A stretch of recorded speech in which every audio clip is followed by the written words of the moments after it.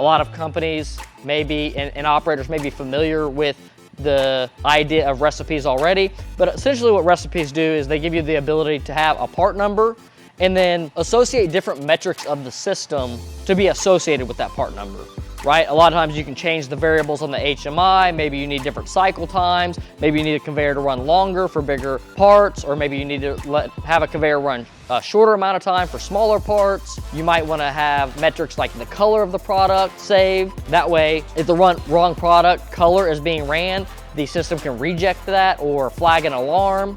So all these things are characteristics that can be added to a recipe. Going back to the robot tooling example, you could say part number X uses tool number 1, part number Y uses tool number 2, part number Z uses tool number 3. And in the back end, a programmer has taken that HMI interface, they've taken that data, saved it into the PLC, they then take that PLC data and then pass it off to the robot. Now that's all behind the scenes things that you don't necessarily have to know about. However, if you're on the controls engineering side of things, you probably already know or need to know these things. But the advantage to a manufacturer themselves is the fact that this system is changeable based on the operator's input. By them simply just changing the model number of one thing, and then all other things change within it.